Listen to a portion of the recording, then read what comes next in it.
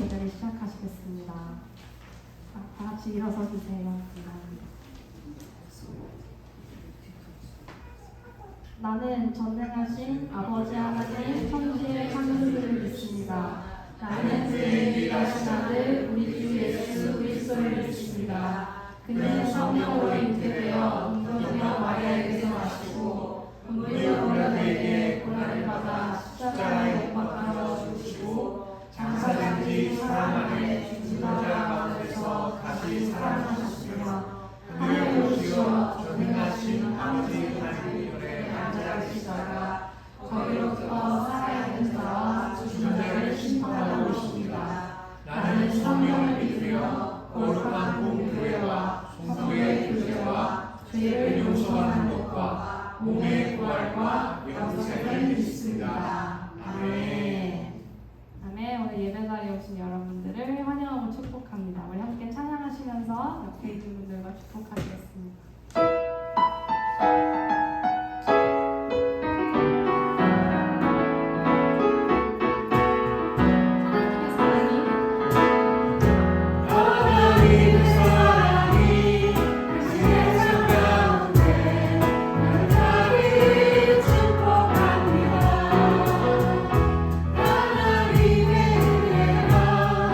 우리 가운데 하나님 기도합니다.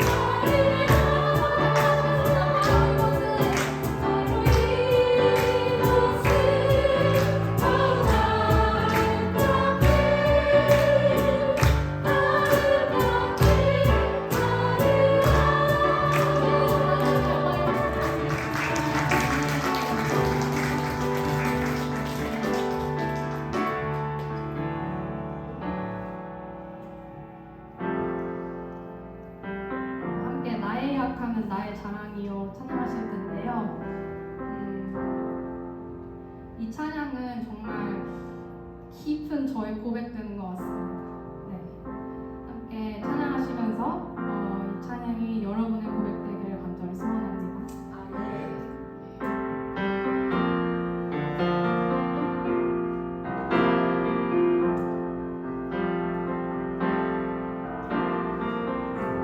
자꾸만 친구 나의 예수님 나는 깨지기 싫어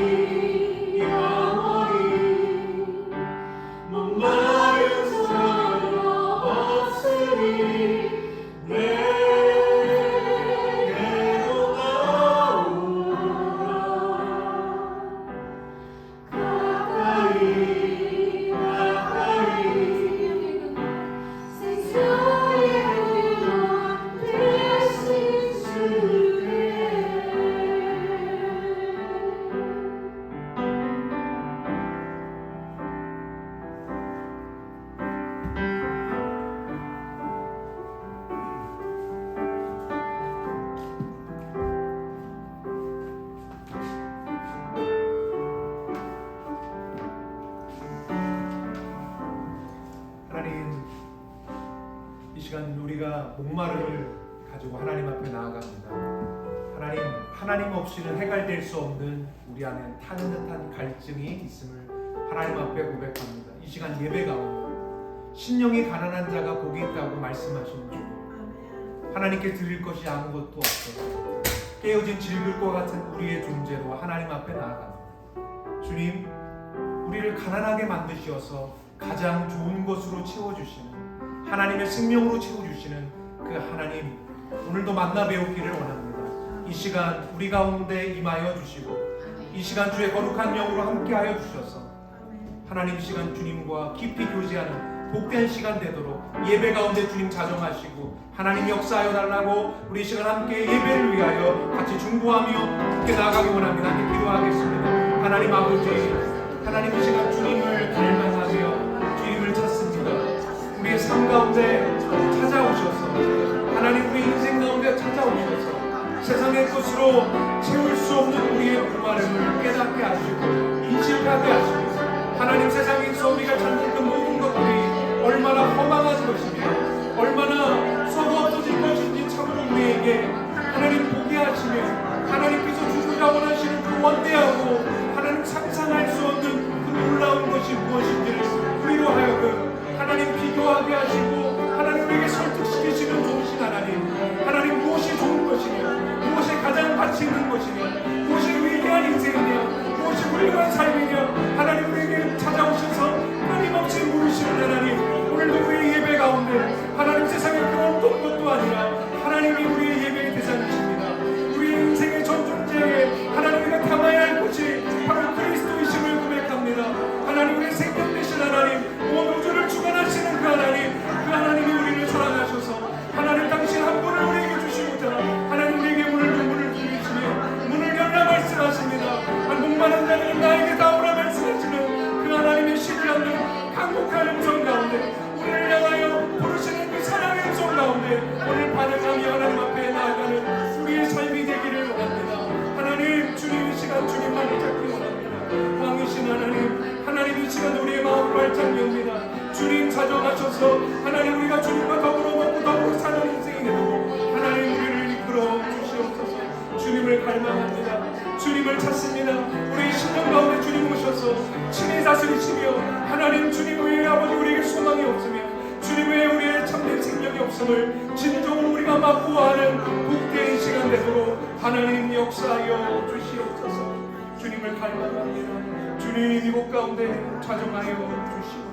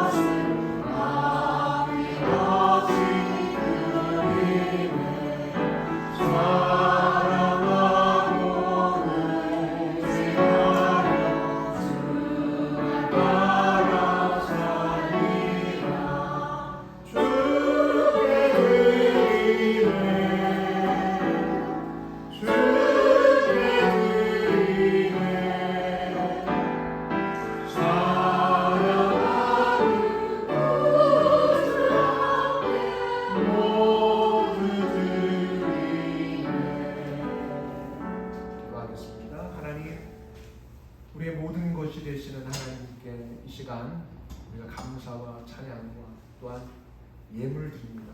하나님 기뻐 받아 주시고 하나님 주의 영광 위에 사용하여 주시옵소서. 하나님 이 땅을 살아가면서 우리는 늘 하나님께 의존되어 살아가야 되는 일용할 양식을 늘 구해야 되는 존재임을 다시 한번 하나님 앞에 고백합니다. 하나님 광야 같은 세상 가운데서 매일 비처럼 만나를 내리시는 하나님, 그 하나님께 의존하여 하나님이 주신 하루하루의 삶을 선물 받게 되는 우리가 그러한 존재임을 이 시간 고백합니다.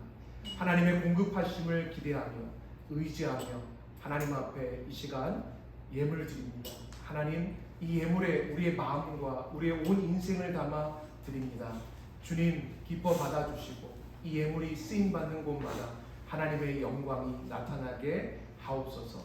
또한 모든 필요를 채우시는 하나님을 우리 모든 풍성한 교회 지체들이 하나님을 매일매일 경험하도록 인도하여 주시옵소서. 감사드리옵고 예수님 이름으로 기도드립니다. 아멘. 할렐루야. 아멘. 옆에 있는 분들과 우리 인사 나누기 원합니다. 샬롬 샬롬 인사하겠습니다. 샬롬 샬롬.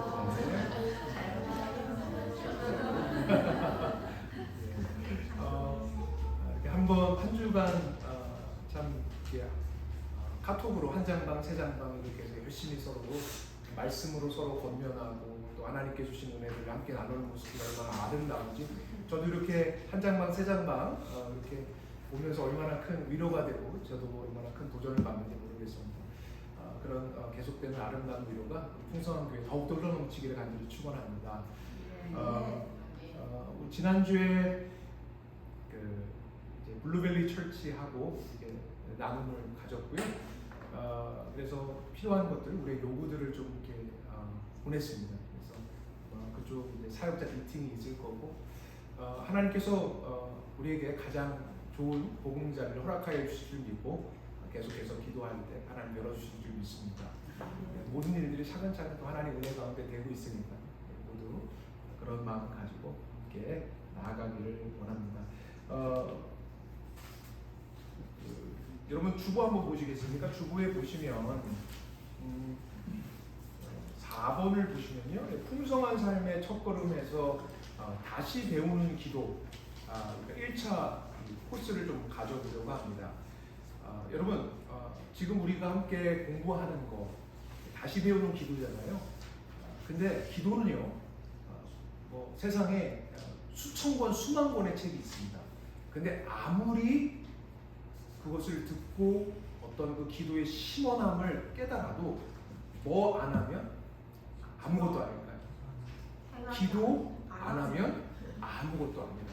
그래서 이 주기도문 공부 잘 하시고 저랑 이 9월 첫째 주부터 4주간 구체적으로 내 삶에서 주기도문을 어떻게 적용하여 내 기도를 새롭게 쇄신할 것인가, 더 깊이 있는 하나님 만남의 자리로 갈 것인가 함께 공부하려고 합니다. 그래서 모두들 함께 했으면 좋겠고요. 풍성한 삶의 초대를 수료하신 분들 대상으로 하는 것이니까 꼭 준비하셔서 한 1시간 반에서 한 2시간 정도가 될 것 같습니다. 그래서 예배 후에 가지려고 하니까요, 시간들을 그렇게 좀 확보해 주시기를 바랍니다.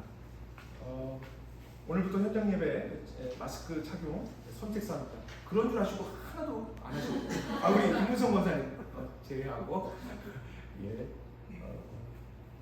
감사합니다. 예, 오늘 하나님께서 우리에게 주시는 말씀 우리 함께 보기를 원합니다. 하나님께서 우리에게 주시는 말씀 마태복음 네? 죄송합니다. 예, 우리에게는 위로가 필요하죠. 그래서 예, 우리 그러니까 얼마나 기다렸는지 모르겠습니다. 우리 위로 찬양 특성.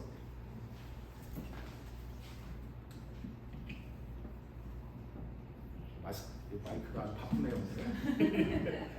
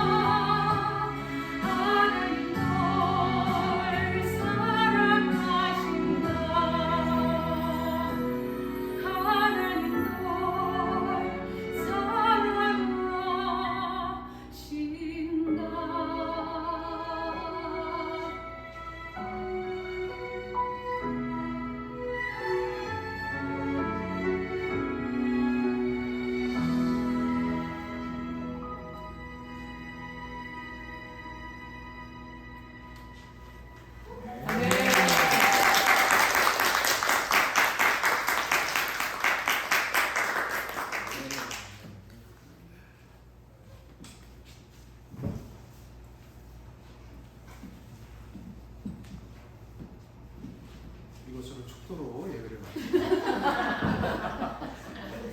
어떤 때는 귀한 찬양 은혜를 받으며 여기서 축복하고 끝났으면 좋겠다는 그런 마음을 갖곤 하는데 오늘도 그런 날이네요. 하나님께서 주신 위로가 얼마나 큰지 모르겠습니다. 오늘도 하나님께서 주시는 말씀 통해서 또 큰 위로가 되기를 간절히 소원합니다. 하나님께서 우리에게 주는 말씀 마태복음 6장 12절 말씀이죠. 마태복음 6장 12절 입니까? 마태복음 6장 12절 말씀 한 목소리로 함께 합독하겠습니다. 한 목소리로 합독하겠습니다. 시작. 우리가 우리에게 죄 지은 자를 사하여 준 것 같이 우리의 죄를 사하여 주시옵소서. 아멘. 평화를 구하는 기도라는 제목으로 오늘 함께 말씀을 나누기 원합니다. 오늘 다시 배우는 기도 시리즈 8번째 시간이고요. 다음 주가 되면은 우리 주기도문을 마무리가 되는 그런 상황이 되도록 하겠습니다.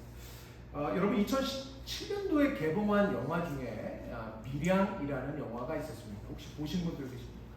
미량이라는 영화.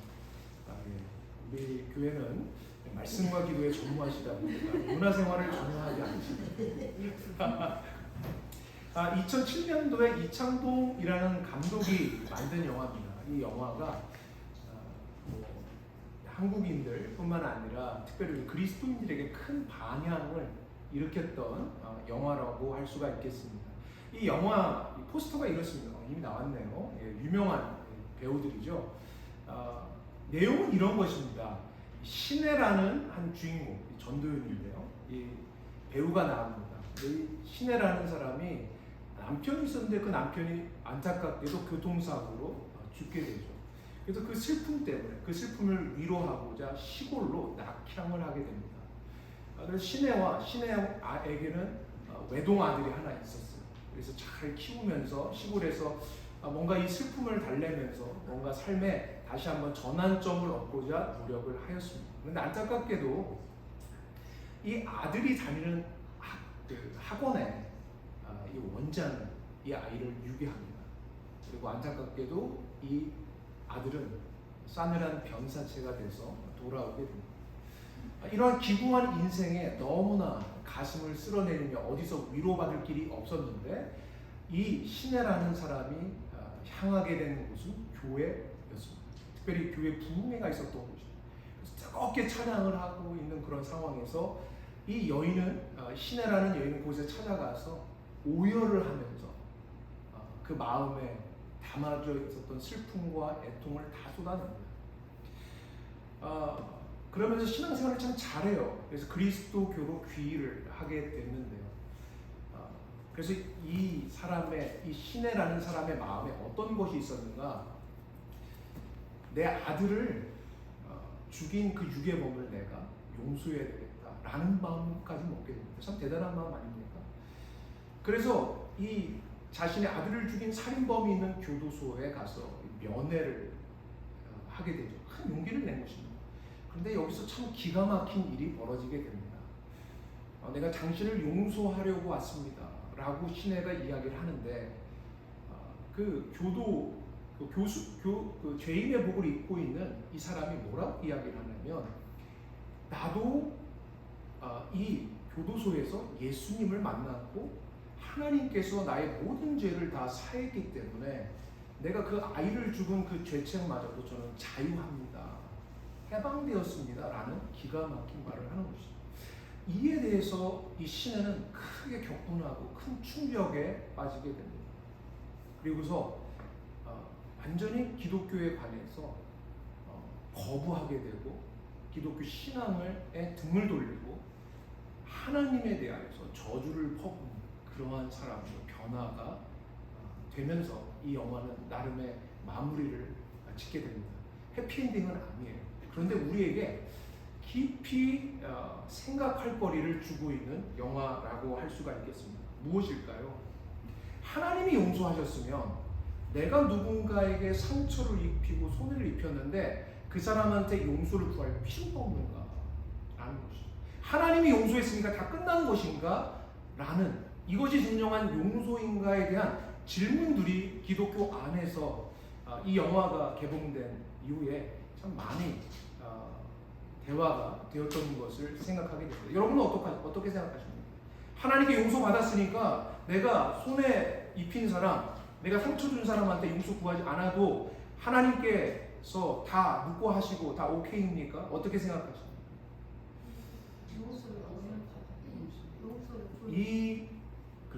이 질문에 대하여서 답하는 명확한 답을 주는 것이 오늘 본문의 말씀입니다. 오늘 하나님께서 우리에게 주시는 이 기도가 그 질문에 대한 이 영화가 우리에게 던진, 특별히 그리스도인이고 교회를 다니고 있는 우리 신앙인들에게 주는 대답이라고 할 수가 있겠습니다. 오늘 본문 말씀을 세 번역으로 함께 읽어보았으면 좋겠습니다. 마태복음 6장 12절 말씀을 세 번역으로 다시 한번 읽어보겠습니다. 시작. 우리가 우리에게 죄 지은 사람을 용서하여 준 것 같이 우리의 죄를 용서하여 주시고. 여러분은 이 본문 말씀을 어떻게 이해하고 계십니까? 우리가 주기도문을 마치 주문처럼 많이 외우고 있잖아요. 이 기도에 이르러서 여러분들은 이 기도를 어떻게 생각하고 계십니까? 우리가 우리에게 죄진 자를 사해 준 것 같이 우리의 죄를 사해 주십시오 라는 것을 마치 이와 같은 조건절로 이해하고 계시진 않습니까? 우리가 우리에게 죄진 자를 용서하지 않으면 하나님께서 우리를 절대로 용서하지 않으실 거야. 혹시 이렇게 이해하고 계시진 않습니까? 그래서 어떤 분들은 서로 간의 상처를 주고받은 관계에서 3자의 입장에서 이런 얘기를 합니다.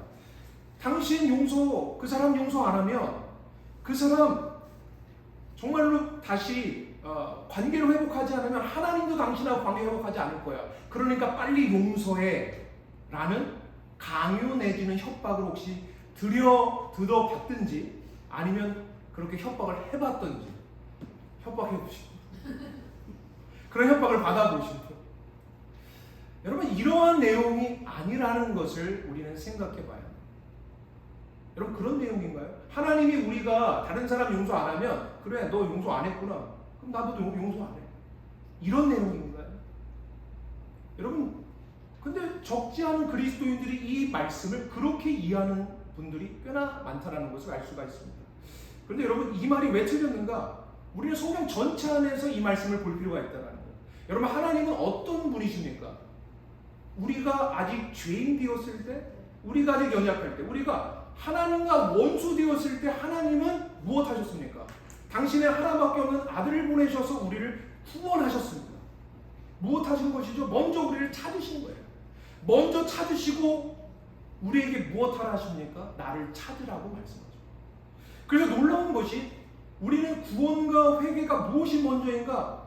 우리가 생각하기는 회개하면 구원받는 줄 알았어요. 그런데 회개해서 하나님 나라로 들어와 보니까 이미 2000년 전에 하나님께서 나를 위해서 당신의 하나밖에 없는 아들을 보내셔서 구원하셨구나라는 구원이 먼저 있었다는 것을 깨닫게 되는 거죠. 여러분 하나님은요 너 하는 거 봐서 너희들이 잘하면 내가 용서해주고 너희들이 잘못하면 내가 너희들 용서 못해 이런 하나님이 아니시라는 거죠. 하나님은 먼저 우리를 무엇해요? 구원하시는 분이십니다. 뿐만 아니라 하나님의 사랑도 마찬가지죠. 요한일서 4장 19절에 보면 아주 너무나 유명한 말씀입니다. 우리 같이 한번 읽어볼까요? 시작. 우리가 사랑하는 그가 먼저 우리를 사랑하셨습니다. 여러분 이 짧은 말씀에서 우리가 동그라미를 쳐야 된다면 어디에 동그라미를 쳐야 되겠습니까? 먼저. 누가 먼저예요? 내가 먼저예요? 하나님이 먼저예요?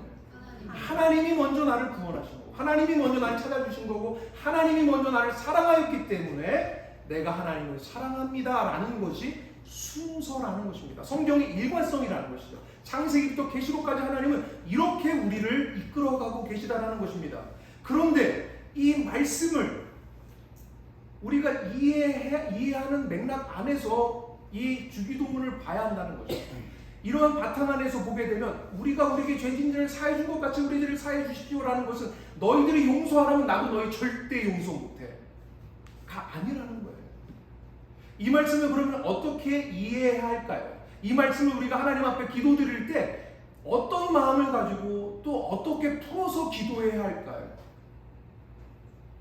여러분 여기서 우리가 우리에게 죄 지은 자를 사하여 준 것 같이라는 말에 우리는 좀 주목할 필요가 있습니다. 우리가 우리에게 죄 지은 자를 사하여 준 것 같이 우리의 죄를 사하여 주십시오. 여기서 같이라는 말이 도대체 뭐냐는 거죠. 여러분, 이 말씀을 이해하기 위해서는 지지난주에 우리가 함께 배웠던 하나님의 뜻이 하늘에서 이룬 것 같이 어디서? 땅에서도 이루어지기를 원합니다. 같이라는 거죠. 하나님의 완전한 통치가 하늘에선 있어요. 하나님의 차원에선 있어요. 그런데 이 땅에 그와 같이 임하기를 원합니다 라고 기도하지 않습니까?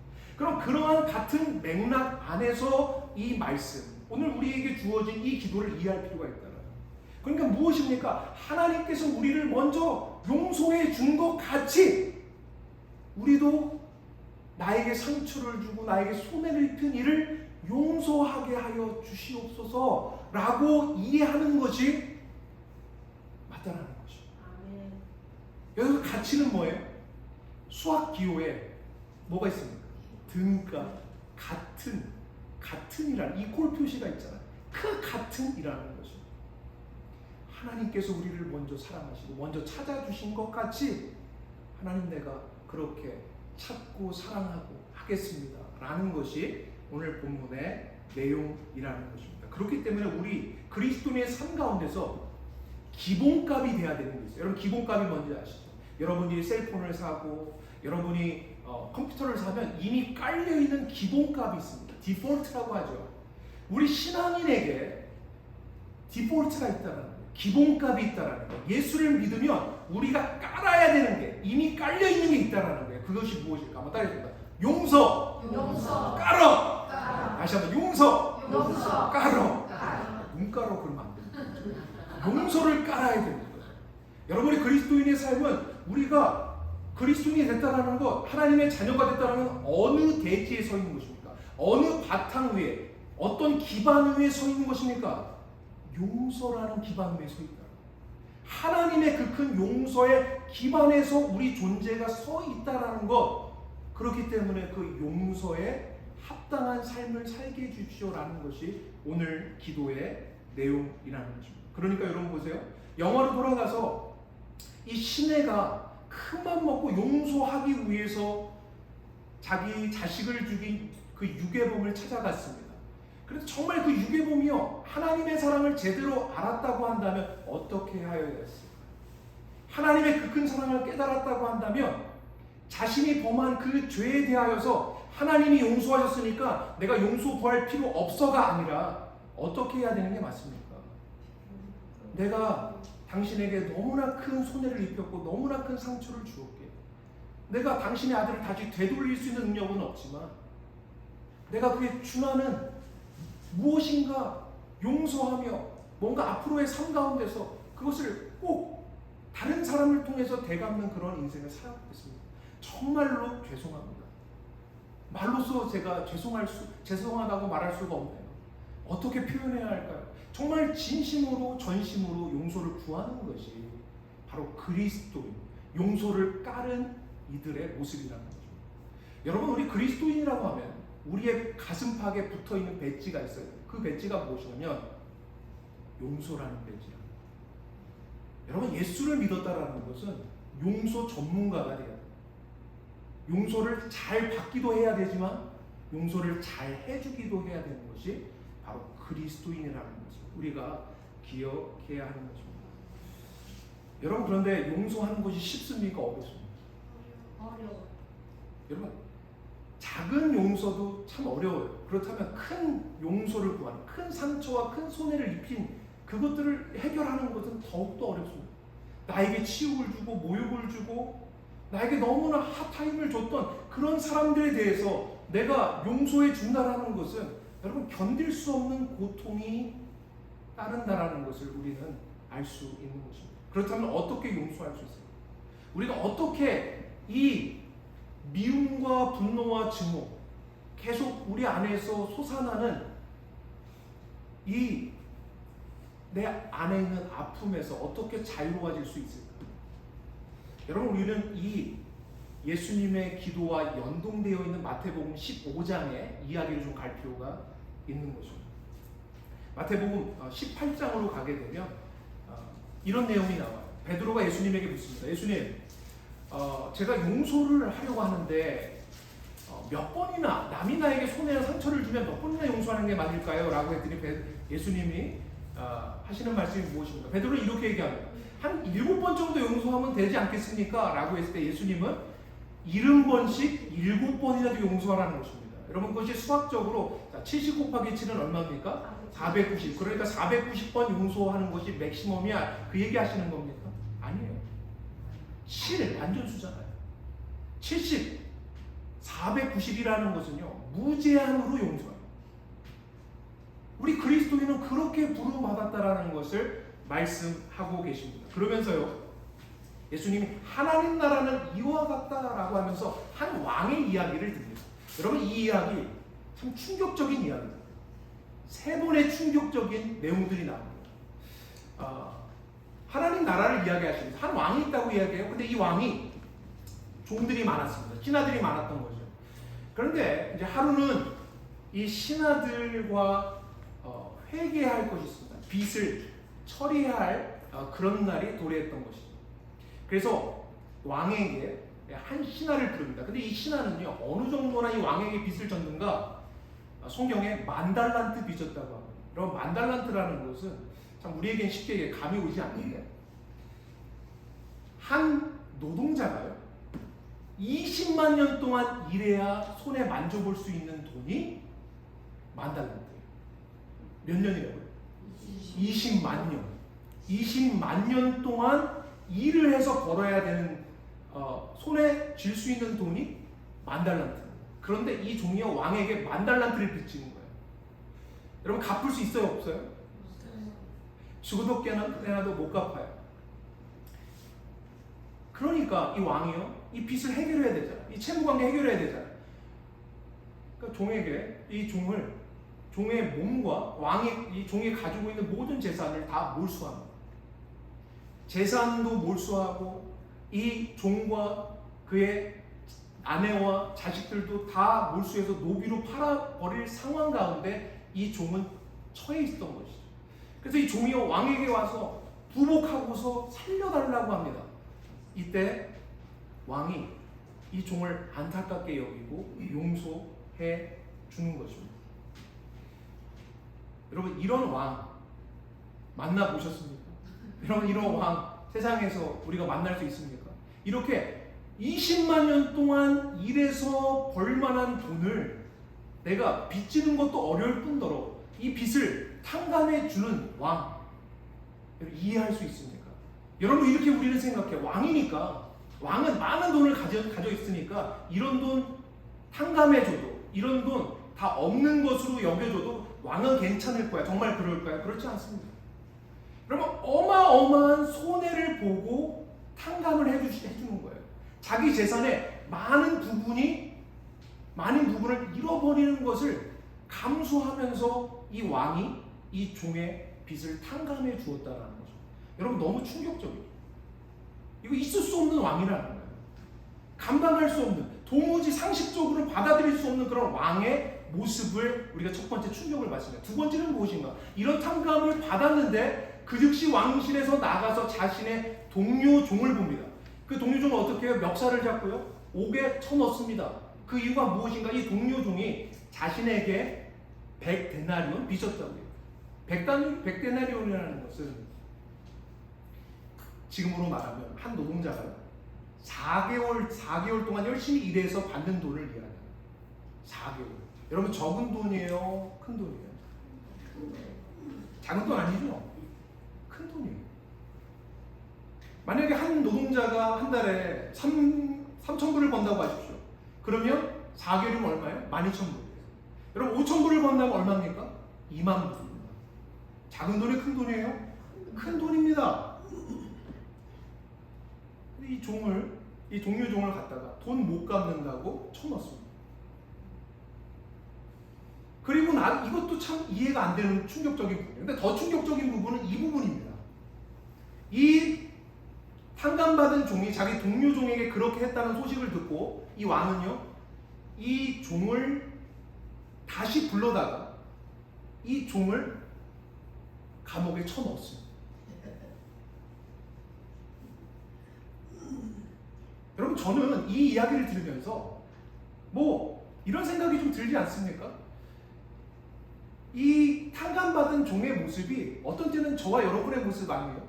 그러니까 저는 이 말씀을 묵상하면서 이런 생각이 들어요. 하나님, 아니 우리 인간이 주님 앞에서 참 못난 짓 많이 하지 않습니까? 실력도 부족하고 연약하고 참 우리 주제도 모르고 그렇게 까불 때가 너무 많은데, 우리 사람은 그렇다 치고 이 종은 그렇다 치고 어떻게 왕마저 이렇게 충격적인 일을 하십니까? 아니, 탕감해줄 때는 언제고 다시 도로 데려다가 감옥에 쳐넣는 일은 이건 도대체 무슨 일입니까? 라고 질문하게 되는 것이죠. 저는 이 마지막 부분이 상당히 마음에 많이 남았습니다. 여러분은 어떻습니까? 여러분, 그래도 이 이야기는요, 다음과 같이 마무리가 됩니다. 마태복음 18장 35절에 보니까 이렇게 말씀하세요. 같이 읽어볼까요? 시작. 너희가 각각 마음으로부터 형제를 용서하지 않으면 나의 하늘 아버지께서도 너희에게 이와 같이. 여러분, 우리가 이 말씀을 보면서 그렇구나, 우리가 용서 안 하면 하나님도 우리 용서하지 않아. 여러분, 이렇게 해석하라고 그랬어요? 하지 말라고 그랬어요? 하지 말라고요. 그런 조건절의 이야기가 아니라는 것입니다. 여러분이 용서할 줄 모르는 이 종에 대한 비유를 통해서 하나님께서 우리에게 하고자 하시는 말씀, 예수님께서 우리에게 하고자 하시는 말씀이 무엇인지를 우리는 잘 들어야 됩니다. 무엇인가? 한번 따라해볼까요? 용서해주는 사람만큼이나 받는 사람도 중요합니다. 여러분, 용서해주는 사람만큼이나 받는 사람도 중요하다. 여러분, 이것을 잘 기억해야 돼요. 용서가 무엇인지를 잘 이해해야 합니다. 자, 용서가 무엇인가? 쌍방간의 자유가 전제된 인격적인 상호작용이다. 여러분, 용서는요, 내가 줬으니까 끝이 아니라는 거예요. 자, 여러분 생각해 보십시오. 인격적인 관계 안에서 일어나는 거예요. 여러분, 제가 이런 일을 한번 들어보겠습니다. 한 미혼 남성이 있어요. 근데 이 미혼 남성이 한 미혼 여성에게 빨간 장미꽃 한 송이를 선물했습니다. 자, 여성에게는 어떠한 자유가 있습니까? 이 꽃을 받을 수도 있고 거절할 수 있는 자유가 있죠. 자, 그런데 이것은 어떻게 생각해요? 한 걸음 더 들어가서 이렇게 생각해 보기 원합니다. 이 남성이 여성에게 줬어요. 근데 이 여성이 받았어요. 근데 받자마자 쓰레기통에 쿡 쳐박았어요. 자, 받은 거 맞습니까? 받은 거 맞아요? 왜요? 받았잖아요.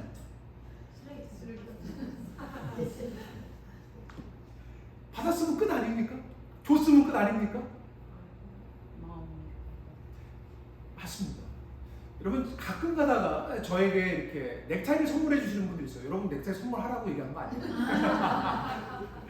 넥타이를 선물해 주시는 분들 있어요. 그러면 저는 꼭 받고 나서 한 달 안에 강단에 꼭 그 넥타이를 매려고 노력합니다. 그 이유가 무엇일까요? 받은 분의 성의를 생각합니다. 마음을 생각하기 때문이라는 거죠. 여러분, 선물을 받는다라는 건 뭐죠? 마음을 받는 거예요. 마음을 헤아리는 거예요. 그 성의를 기쁨으로 누리는 거예요. 여러분, 이런 것이 진정으로 인격적인 상호작용의 모습입니다. 왕은요, 이 종에게 어마무시한 용서라는 선물을 내밀었습니다. 그렇죠. 여러분, 그런데 이 종이 이 왕에게 제대로 받았는지를 꼼꼼히 말씀을 통하여 확인해 볼 필요가 있다는 것입니다. 자, 마태복음 18장 26절에 보면 이 종이요, 자신이 탕감받아야 할 그 돈에 대하여서 어떻게 생각하고 있는지를 우리는 발견할 수 있어요. 같이 한번 읽어보겠습니다. 시작. 그 종이 엎드려 전하되, 여러분, 다 갚을 수 있어요? 여러분, 10,000달란트라니까요. 이 종이 20만 년 동안 살면서 죽도록 나가서 일해서 손에 쥘 수 있는 돈이라니까요. 이것을 지금 갚을 수 있습니까? 없습니까? 없어요. 갚을 수 없는데 갚겠다고 이야기합니다. 여러분, 이 종은요, 자신이 얼마만큼 탕감받고 있는지, 얼마나 큰 선물을 자신이 받았는지를 인지하지 못하고, 자신이 얼마든지 다시 되갚을 수 있는 그러한 선물을 받았다라고 착각하고 오해하고 있는 것을 발견하게 됩니다. 또 뿐만 아니라 이 종은요, 자신이 받은 그 용서라는 선물, 그 선물에 그 박스 안에 담겨 있는 내용이 무엇인지를 전혀 인지하지 못하고 있었다. 이 왕이 준 어마어마한 빛의 탕감의 선물 안에 담겨 있는 내용이 무엇인가 우리가 좀 발견할 필요가 있는 거예요. 이어지는 27절입니다. 같이 읽어보겠습니다. 시작. 그 종의 주인이 여러분 여기서 어떻게 여겼다고요? 불쌍히 여겼다. 헬라어로요, 스플랭크니조마이는 스플랑크논이라는 말에서 기인했습니다. 스플랑크논은요, 창자예요. 예수님께서 오병이어 기적을 일으키실 때 그 배고프며 길 잃은 양떼와 같은 이들을 보면서 스플랭크니조마이라고 하셨어요. 긍휼히 여겼다, 불쌍히 여겼다, 창자가 뒤틀리는 것 같은 공감을 경험했다라는 이야기입니다. 우리가 사자성어 중에 모원단장이라는 사자성어가 있습니다. 모원단장, 어미 원숭이가 창자가 끊어졌다는 거예요. 자기 자식 원숭이가 위급한 상황에 처해 있을 때 그 자식을 보면서 어쩔 줄 몰라 하는 어미의 마음, 그 어미 원숭이의 배를 갈라보았더니 그 창자가 토막 나 있다고 해서 모원단장이라고 합니다. 바로 그와 같은 마음, 이 종에게 그러한 선물을 주었다는 거예요. 도저히 갚을 수 없는데 이 종뿐만 아니라 그의 전 재산, 그의 자식들마저도 다 영원히 노예 생활에서 헤어나올 수 없는 그런 상황이라는 걸 알고서 용서해 주었다는 거예요. 탕감해 주었다는 거예요. 어마어마한 큰 선물을 해줬다는 거예요. 그 선물 안에 무엇이 담겨 있습니까? 긍휼, 자비, 사랑이 담겨 있는데 이 종은 어떻게 한 것입니까? 자신이 왕궁에서 나오면서 탕감받고 나오면서 그 선물을 어떻게 한 거예요? 망각이라는 쓰레기통에 쿡 처박아 버린 거죠. 그 안에 무엇이 담겨 있는지 리본도 풀어보지 않았다라는 거예요.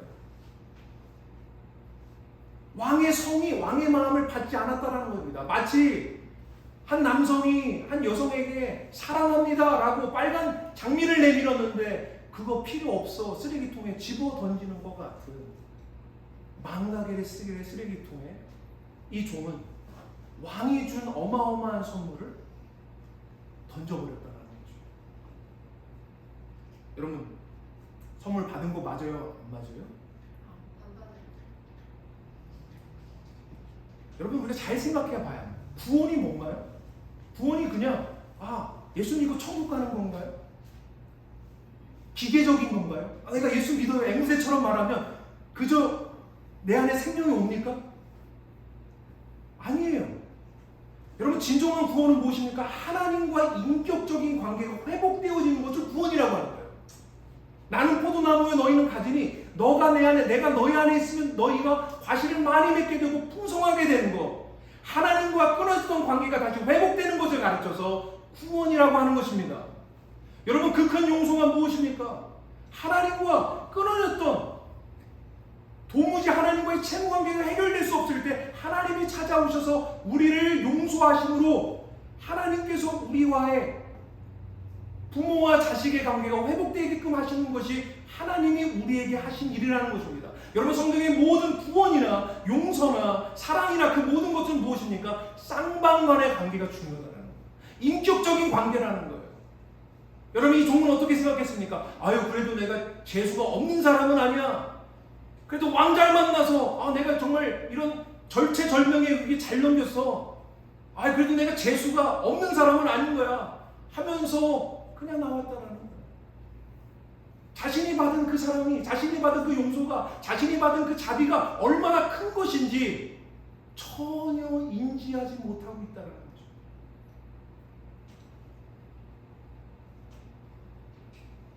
여러분, 예수님께서 마태복음 18장에서 이런 천국에 대한 비유를 하시고 나서 그 다음에 이어지는 천국에 관한 비유가 여러분이 잘 알고 계신 포도원 품꾼 비유. 여러분 포도원 풍금 비유 다 아시죠? 한장방 분들은 최근에 읽었죠? 여러분 포도원 풍금 비유가요, 이 용서할 줄 모르는 종의 비유와 연관되어서 볼 필요가 있는 거예요. 여러분 포도원 풍금 비유에서 이 주인이, 포도원 주인이 나가서 이 포도원의 용역들을 데리고, 그렇죠, 그래서 인력 시장에 나갑니다. 몇 시에 나가요? 새벽 8시에 나가고요, 오전 9시에 나가고요, 정오에 나가고요, 오후 3시에 나가고, 일이 맞춰지는 시간이 오후 8시인데 오후 5시에 나갑니다. 그래서 모두 일이 맞춰지고 나서 사람들을 불러요. 그리고 다 똑같은 임금을 줍니다. 그랬더니 오후 5시에 와서 1시간도 채 일하지 못한 이 종들은요, 너무 기뻐하고 감격합니다. 근데 누가 노발대발했을까요? 가장 처음 온 사람이 그랬더라고요. 여러분, 가장 처음 온 사람들이 노발대발한 이유가 무엇입니까? 이거예요. 내 땀의 대가를 달라는 거예요. 내 노력의 대가를 달라는 거예요. 내 수고의 대가를 주셔서 차등으로 줄을 세워 달라는 거예요. 사랑하는 성도 여러분, 우리가 받은 선물이 어떤 선물입니까? 여러분, 십자가라는 것이 어떤 의미를 담고 있습니까? 우리가 말하는 믿음, 영광, 이런 것이 어떠한 의미를 가지고 있습니까? 여러분, 십자가는요, 모든 인류가 다 달려들어서 하나님 앞에 못난 짓 했습니다. 하나님의 아들 십자가에 못 박았습니다. 내가 왕이라고, 내가 주인 돼서 살겠다고, 나에게 주인 노릇하는 왕은 필요 없다고 하나님을 십자가에 못 박았습니다. 여러분, 가장 못난 짓을 하고 가장 추한 짓을 한 그 인간이 한 가장 큰 악행의 자리인 십자가에 하나님은 무엇을 우리에게 주십니까? 우리가 무음하고 무결하게 아무리 열심히, 아무리 훌륭하게 살아도 얻어낼 수 없는 어마어마한 선물을 우리에게 주시는 거예요. 우리가 아무리 노력해도 받아낼 수 없는, 상상할 수 없는 선물을 우리에게 주신 것입니다. 우리가 무엇했는데요? 하나님을 죽였는데, 가장 못난 짓 했는데, 가장 못난 짓 한 것에서 위대한 것이 나온 거예요. 여러분, 이것이 무엇을 이야기하는 것입니까? 여러분, 지금 이 포도원 풍금 비유에서 땀의 대가를 달라, 수고한 대로 처리해 달라라고 말하는 것은 도대체 무엇을 이해하지 못하는 것이죠? 내가 받은 선물이 얼마나 큰지를 모르는 거예요. 내가 아무리 노력하고 무음하고 무결하게, 아무리 도덕적으로 윤리적으로 성공적인 삶을 살아도 얻어낼 수 없는 것을 하나님이 우리에게 주셨다니까요. 하나님이 훨씬 더 큰 것을 우리에게 주셨다니까요. 우리가 잘해도 받은 것이 아니라 우리가 못했는데, 아니 하나님을 십자가에 못 박았는데 우리에게 주셨다니까요. 이것이 성경이 우리에게 주는 메시지라는 것입니다. 그러니 너희는 그 큰 용서가 무엇인지를 생각해 보라는 거예요. 여러분, 우리가 왜 용서하는 게 어렵죠?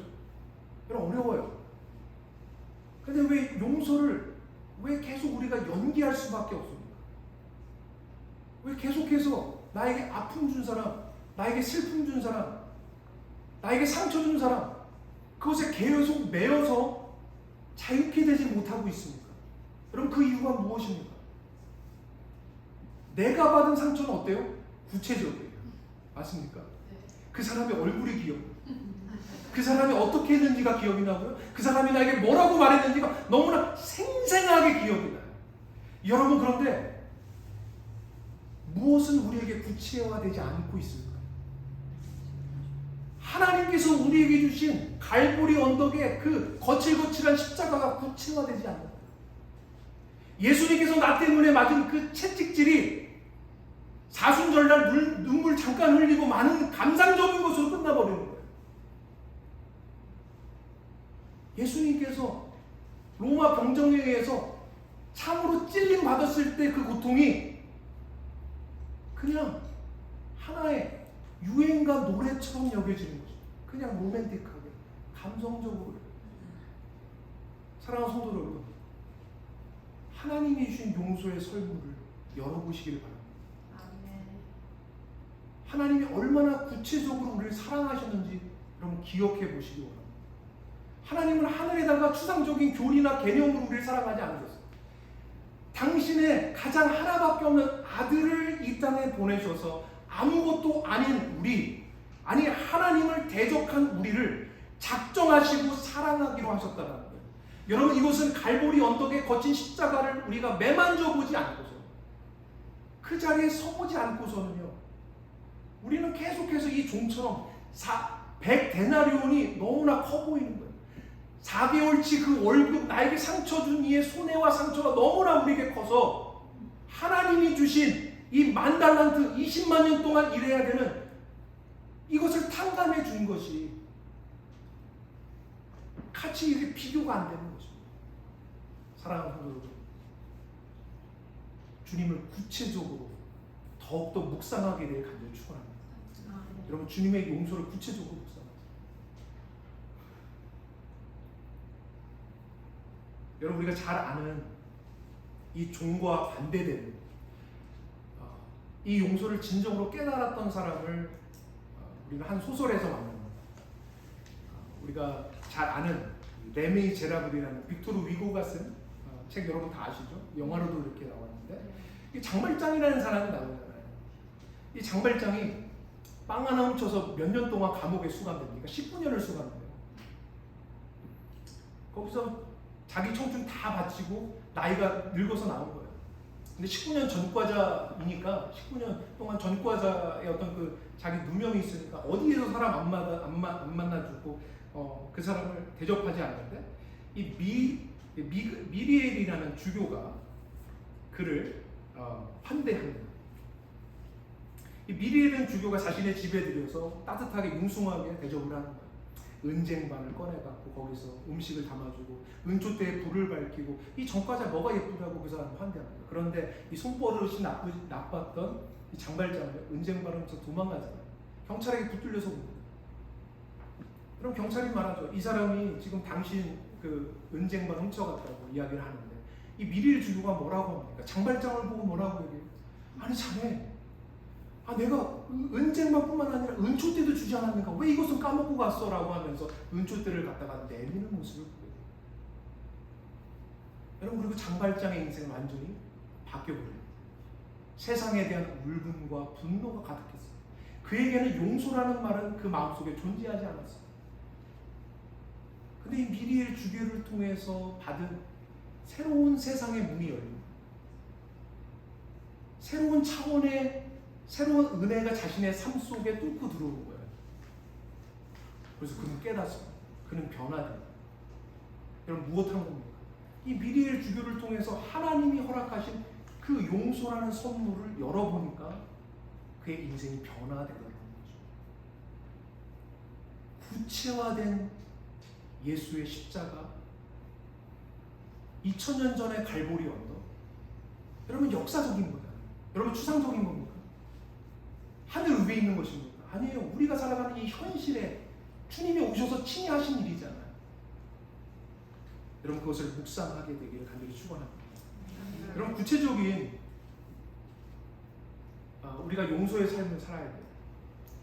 저는 3가지를 얘기하고 싶어요. 첫 번째는 한번 따라해보세요. 쉬운 용서부터 시작합시다. 여러분 용서라는 거, 용서해야지. 목사님 오늘 용서하라고 했고 또 성경에도 그렇게 써 있으니까 용서해야지. 여러분 그냥 그렇게 하고 말면 용서를 할 수가 없어요. 여러분 사랑도 쉬운 사랑부터 하는 거고요. 용서도 쉬운 용서부터 하는 거예요. 막 원수를 사랑하려고 하지 않아요. 내가 나에게 조금 상처를 주고 내 마음에 조금 스크래치를 준 사람들 있잖아요. 우리가 만나는 사람들 있잖아요. 그런 사람들을 용서하기 시작하십시오. 쉬운 용서부터 시작합니다. 여러분 두 번째 무엇인가 따라해보세요. 가까운 사람부터 용서하십시오. 여러분 유태인 600만을 죽인 히틀러를 용서하시려고 고민하지 마세요. 뭐 김정은을 용서를 어떻게 하지 이런 거 고민하지 말고 가까이 있는 사람을 용서하도록 노력하십시오. 여러분 가까운 사람이 누구예요? 제일 먼저는 가족이잖아요. 가족들 안에서 용서하는 법들을 배우십시오. 한번 따라해보세요. 미안해. 잘해볼게. 그럼 미안해 잘해볼게를 여러분 생활화하십시오. 물론 건성으로 하라는 말은 아니에요. 제가 최근에도 제 아내한테 미안해 잘해볼게 했는데 당신은 건성이야 그래서 회개하는 마음을 가졌습니다. 여러분 용서라는 것은 참 우리가 계속해서 배워가고 발전시켜 나가야 돼요. 최근에도 제가 이제 우리 저희 큰 딸하고 이제 뭐 이야기하다가 제가 좀 화를 낸 적이 있어요. 그래서 막 뭐라고 해요. 화를 내면 뭐 우리 아이가 뭐 벌써 딱 얼굴 표정이나 톤만 들어도 알잖아요. 그러니까 눈에 눈물이 그렁그렁 하더라고요. 그래서 이제 자기 방으로 딱 들어갔고 저도 제 방으로 들어가서 곰곰이 생각해 보니까 이거는 이 아이가 잘못한 게 아니라 제가 잘못한 게 맞는 것 같아요. 그래서 제가 당장 제 성격상 제 딸의 방으로 지켜가려고 했는데 지혜로운 아내가 탁 잡으면서 당신은 언제나 자기 중심적으로 용서하려고 해요. 죄를 깨닫게 해주더라고요. 그래서 어떻게 하면 좋겠냐? 카톡을 보내라. 그래서 카톡을 보냈어요. 내가 지금 너한테 너하고 좀 이야기를 하려고 하는데 괜찮니? 그러니까 저희 딸이 딱 카톡이 오기를 오늘은 아니야 내일 얘기해. 그래서 기다렸습니다. 네, 그래서 이제 용서를 구하려고 이제 카톡을 보냈어요. 그러면 지금은 괜찮겠니? 괜찮대요. 그래서 용서를 구하는 그런 시간들을 가졌습니다. 사랑하는 성도를 우리 안에요. 이 용서라는 것, 용서를 받고 또 용서를 잘해주는 이런 것들을 이 기술이에요. 발전시켜 나갈 필요가 있습니다. 여러분 마지막으로 하나 더 여러분에게 말씀드리고 싶은 것은 한번 따라 교회 공동체 안에서 용서를 훈련하십시오. 여러분 용서하는 공동체. 여러분 교회는요 하나님의 그 큰 용서로 만들어진 공동체 맞습니까? 예수 그리스도의 십자가 구체적인 그 사랑을 통해서 그 어마어마한 선물 그것을 깨달은 자들이 함께 모여 신앙생활을 하는 것입니다. 바로 하나님께서 우리에게 부르신 이 광야를 지나서 새하늘과 새 땅을 향해서 우리가 걸어가는 인생들이라는 거예요. 거기서 우리에게 하나님께서 우리의 신앙생활의 내용을 채워가기를 원하시는 것이 있는데 바로 그것이 용서라는 거죠. 여러분 우리 서로 연약해요. 맞죠? 완벽하신 분 있으세요? 나는 용서를 해줄 수는 있지만 용서를 구할 필요는 없다. 이런 분 있습니까? 다 우리는 용서 받아야 되는 존재입니다. 아멘이십니까? 아멘. 네. 그렇기 때문에 우리는 우리의 삶 가운데서 우리 공동체 안에서 서로 용서를 잘해주고요. 용서를 잘 받아야 돼요. 그래서 이런 얘기를 하면 어떤 분은 이러세요. 너무 진실하셔서 자신이 용서를 구하겠다고 큰맘 먹고 어떤 한 성도님에게 가세요. 그래서 이렇게 얘기합니다. 아무개 집사, 내가 당신 얼마나 미워했는지 몰라. 내가 당신 속으로 멍청이, 머저리 막 이런 얘기했어. 자, 그러면 관계가 더 아름다워지겠죠. 여러분 이런 것은 안 하셔도 돼요. 정말로 내가 미안하다 그러면 어떻게 해야죠? 밥 한번 사세요. 그래서 당신이 있어도 얼마나 행복한지 몰라. 안아주시고 당신 오늘 정말 예쁘다 인정해 주시고 여러분 이런 것이 미안한 것을 고백하는 방법이 될 수 있다는 것입니다. 또 어떤 분들은요 이 용서를 어떤 사람에게 이렇게 꼭 그런 분들이 있잖아요. 이렇게 이야기를 하다 보면 서로 뭐가 좀 맞지 않아서 꼭 어떤 분이 자신이 이렇게 하는 말인데 그분은 그것이 크게 상처가 되지 않을 줄 알고 말을 하는데 계속 상처가 되는 경우 맞죠? 그런 경우 어떻게 해야 될까요? 시간을 같이 보내세요. 한번 같이 밥 먹으면서 뭐 자기 안에 있는 화를 풀어내라는 얘기가 아니라 어떻게 하는 거죠? 내가 당신 너무너무 사랑하는데 이야기를 이렇게 하다 보면 꼭 요 이야기가 있으면 내 마음에 확 박혀서 이게 잘 해결이 안 돼. 그래서 이런 것들 조금 유의해 줬으면 좋겠다고 그럼 진실하게 이야기한다면 저는 우리 공동체 안에서 잘 받아들여질 거라고 생각합니다. 여러분 오늘날 현대교회 보면요 세상 사람들보다 더 서로 이 관계를 잘 못하는 일들을 보게 됩니다. 세상에서는 열받고 서로 부딪히면 뭐하죠? 나가서 한잔 하는 거잖아요. 한잔은 어떻게 성령의 역사가 술보다 약할 수 있습니까? 여러분 우리가 성령 충만하다며 여러분 성령 충만하다는 것은 무엇입니까? 용서를 잘 할 수 있어요. 용서를 잘 구할 수 있고요. 용서를 잘 받을 수 있는 자가 되는 거죠. 사랑하는 성도 여러분, 용서에 대한 이야기는 참으로 많습니다. 하지만 오늘 이 말씀이 우리에게 주는 것이 무엇입니까? 우리는 용서라는 공동체로 부름받았고, 용서라는 이 디폴트 안에서, 이 기본값 안에서 용서를 잘하고 또 용서를 잘 받을 수 있는 존재로 우리의 신앙생활 가운데 이 내용, 용서를 채워가라고 하나님 우리에게 말씀하고 계십니다.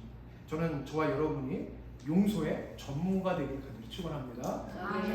오늘 말씀을 마무리하면서요, 우리 다 같이 좀 일어나셔서 함께 좀 나눔 질문 하였으면 좋겠습니다. 나눔 질문, 여러분 주보에도 있고요, 이 앞에도 있습니다. 여러분 구체적으로 이번 한 주간 가정에서, 일터에서, 공동체에서 어떻게 용서를 훈련하고 실천할지 한번 나누어 보았으면 좋겠습니다. 다 같이 일어나셔서 한번 나눠보는 시간 가졌으면 좋겠습니다.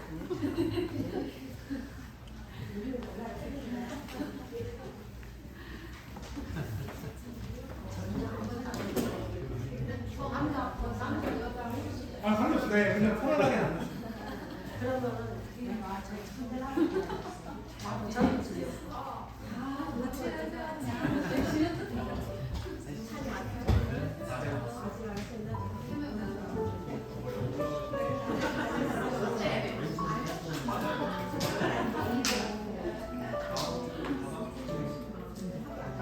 같이 뭐 두 분 세 분 괜찮아요. 두 분 세 분도 괜찮습니다.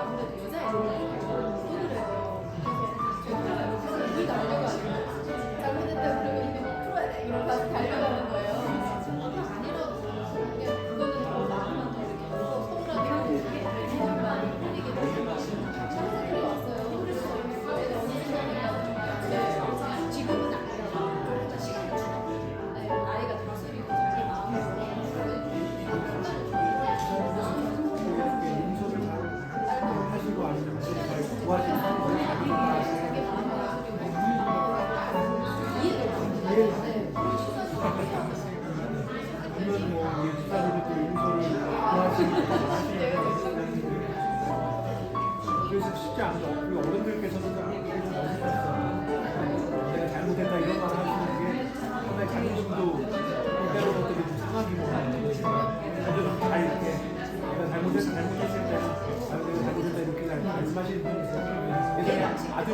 저한테도 잘 하시는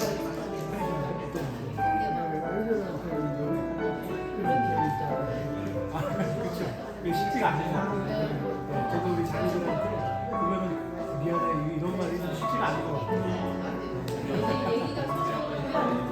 근데 그런 말을 잘 해야 된다고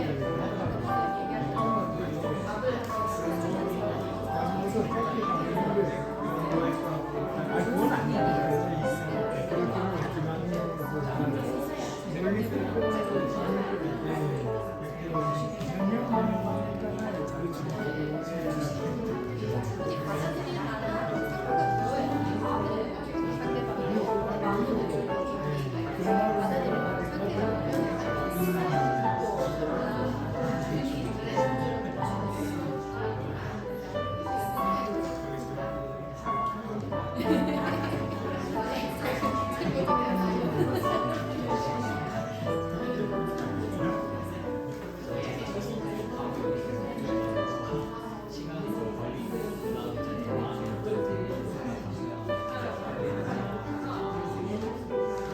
네, 이제 마무리 해주시고요.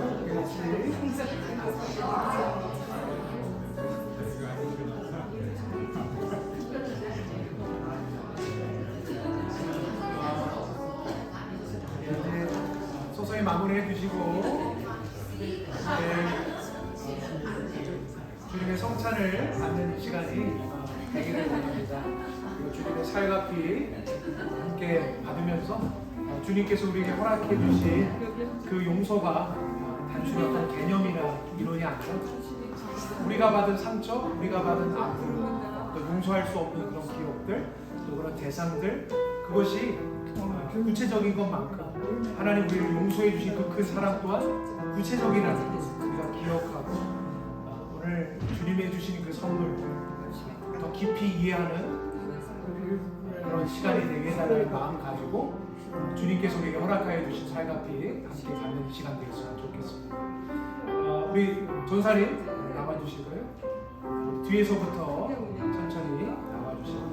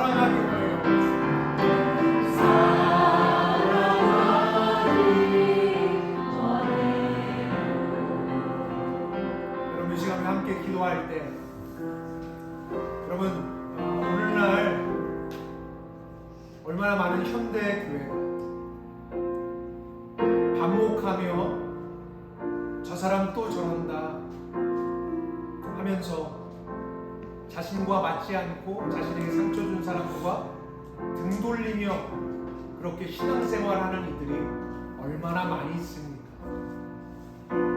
하나님께서는 그 큰 사랑, 그 큰 용서로 우리를 품어주셔서 우리를 영혼과 생명을 우리가 감히 상상조차 할 수 없는 그 빛을 탕감해 주셨고 우리는 그 은혜의 구체성을 깨닫지 못하고 그저 우리의 삶에 100데나리온에 묶여서 나에게 준 상처, 나에게 말한 폭언, 나에게 준 그 아픔, 그 구체적인 것만 매만지며 그 사람과 그 사람에게 분노하며 등 돌리는 모습이 얼마나 많이 있습니까? 주님, 우리 풍성한 교회, 하나님 우리는 더 서로 연약해서 상처를 주고 받을 수밖에 없는 존재들입니다. 하나님 그럴 때마다 서로 정말 더 부지런히 용서하고 또한 용서를 구할 수 있는 자들이 되게 하여 주옵소서. 그리하여서 정말 주님이 원하시는 아름다운 우리의 신앙생활에 예수의 용서가 우리의 마음에 담기고 우리의 존재에 담기는 그런 인생 살게 하여 주시옵소서. 우리 같이 한번 주여 부르짖고 기도합니다. 주여 하나님 아버지, 하나님 우리 안에 얼마나 응어려져 있는 아버지 아픔들이 있습니까? 하나님 작은 아픔부터 우리 안에 도저히 이해할 수 없고 받아들일 수 없어서 저 우리의 마음 저 구석에 처박아 놓고 들춰보지 않는 것들이 어찌나 많이 있습니까?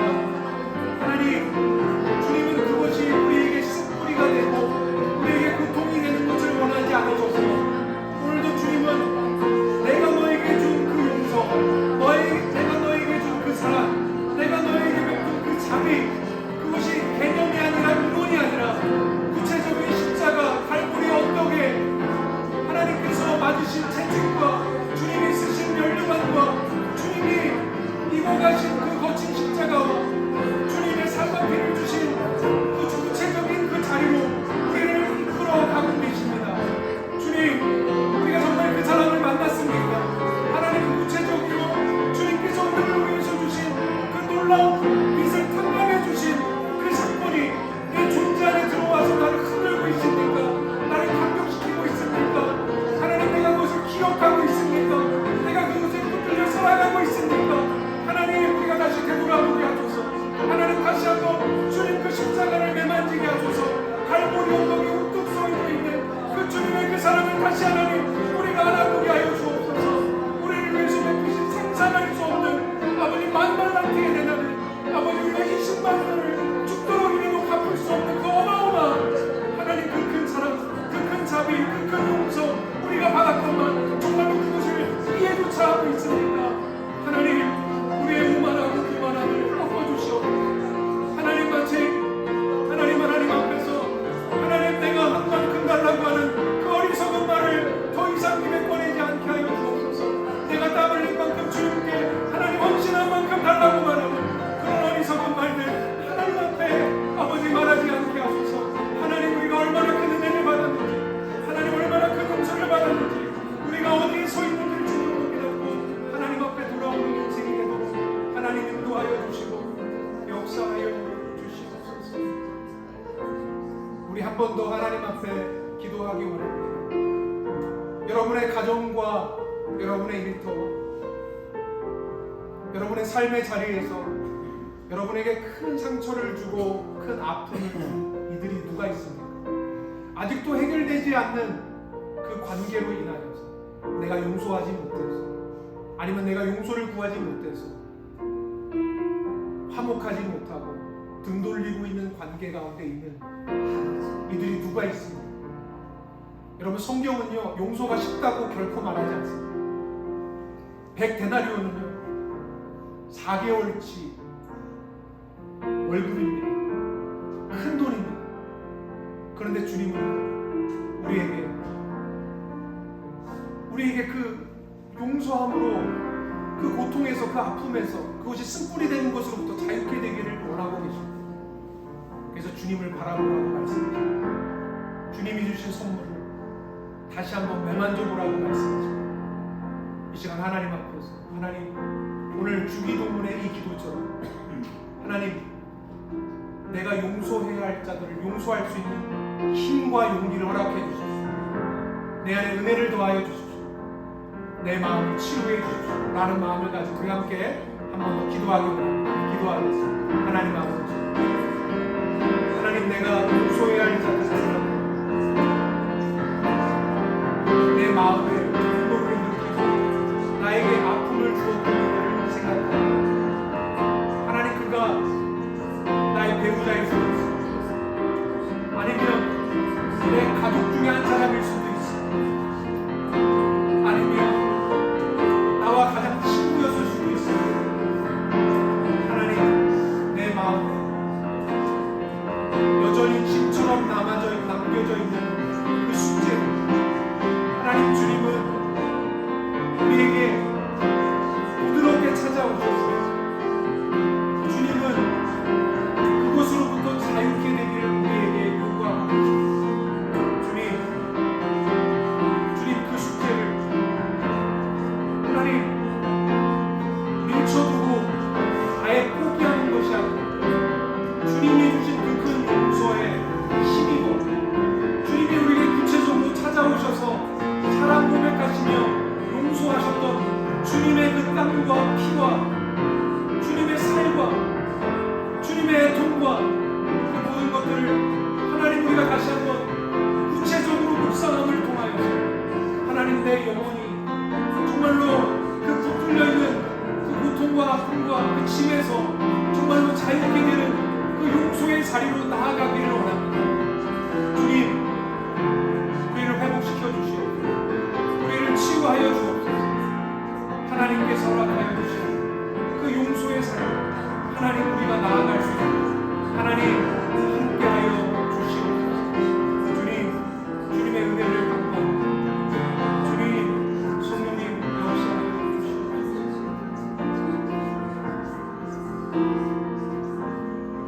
우리 같이 찬양할까요? 마음이 상한 자 마음이 상한 자를 고치시는 주님 하늘의 아버지 날 주관하소서. 주의 길로 인도하사 자유케 하소서. 세일을 행하사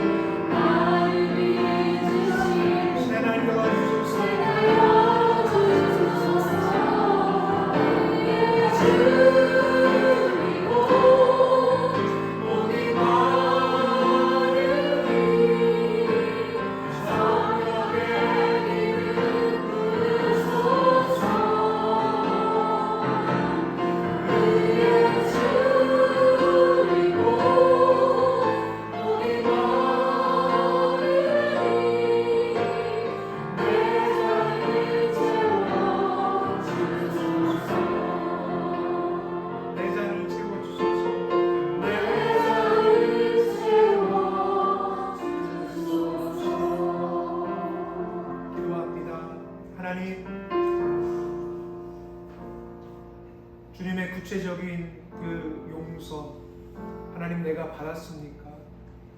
주님은 주셨는데 내가 망각의 쓰레기통에 쳐넣어서 마치 그 선물을 받았는데도 안 받은 자처럼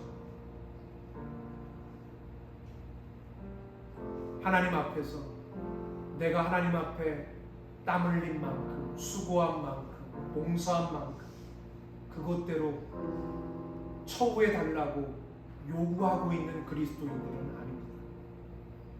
정말 하나님이 주신 그 어마어마한 그 선물, 우리가 아무리 잘해도 무분별하게 깨끗한 인생을 하나님 앞에 드려도 도저히 삭수로 받을 수 없는, 도저히 상상할 수 없는 엄청난 선물을 받았건만 그것을 인식하지 못하는 자, 우리가 서 있는 그 큰 용서의 대지에, 그 은혜의 대지에 내가 서 있건만 마치 내가 잘해서 여기 있는 것처럼, 내가 믿어서 여기 있는 것처럼 오해하고 하나님 앞에 은혜가 아닌 다른 것을 구하고 있지는 않은지 하나님 생각해 봅니다. 주님, 단단히 그 큰 용서에 붙들려 있게 하소서. 단단히 그 은혜에 붙들려 살아가게 하옵소서. 이제는 하늘 보좌를 버리고 이 땅 가운데 오셔서 하나님의 그 사랑을 구체적인 우리의 삶의 자리, 이 역사의 한복판에서 친히 자신의 몸을 통해서 우리에게 보여주신 독생성자 예수 그리스도의 은혜와 하나님 아버지의 극진하신 사랑과 성령 하나님의 내주 교통하시는 역사가 오늘 용서가 바로 우리 신앙인의 디폴트, 기본값임을 깨닫고 용서를 깔고 우리의 삶에서 용서도 잘하고 용서도 잘 받는 정말로 용서의 전문가가 되기를 원하고 그것을 우리의 삶의 무대에서 공연해 내기로 작정하는 우리 모든 믿음 안에 있는 권속들 머리머리 위에 영원토록 함께 하시기를 간절히 축원하옵나이다. 아멘.